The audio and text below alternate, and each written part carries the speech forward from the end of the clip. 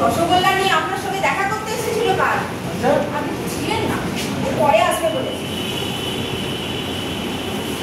মা কিন্তু আপনাকে রসগোল্লা খেতে বারণ করেছে বাবা।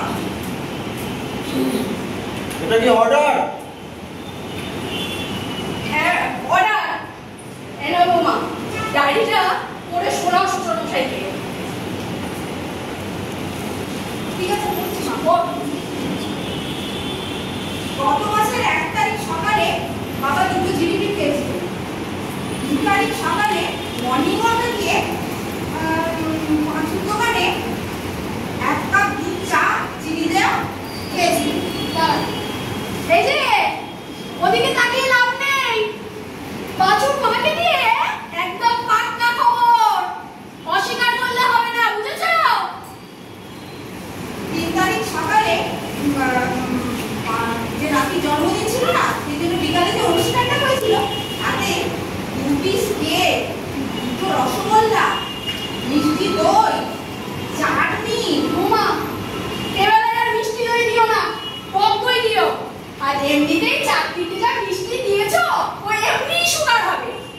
আর আমার তো কিছু কম খাওয়া হলো না এবারে। আর করবো না মা, এই তো সবে কদিন পড়া হলো, তো অনেক বাকি আছে।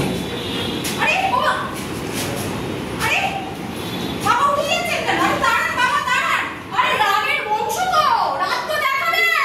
এ মা কত ভাত পড়ে আছে, দেখুন মা কত ভাত। আচ্ছা আমিও রাগ দেখাবো, আমিও রাগ দেখে কিছু খাবো না। এই পুরোকে নিয়ে আমার যত সংসার, যত জ্বালা। কি হবে মা? মা এই টক দই এগুলো বাবা খেলেন না, এগুলো লিখে নাও। কোথায় চলতে যাবে বলছি? যাবে বলছি তো খুব তাহলে।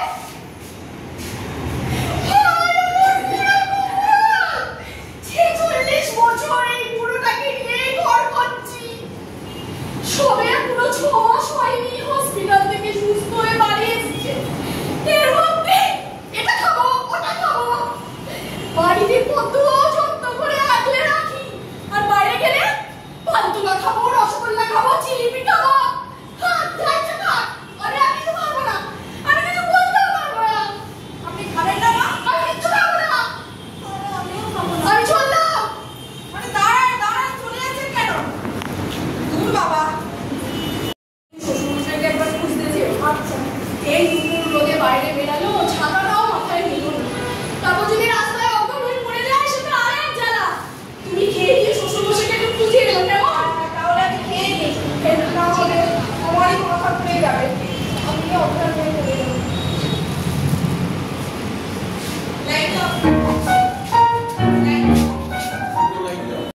অন্তত স্টেজে ওঠার মতো জায়গা নেই।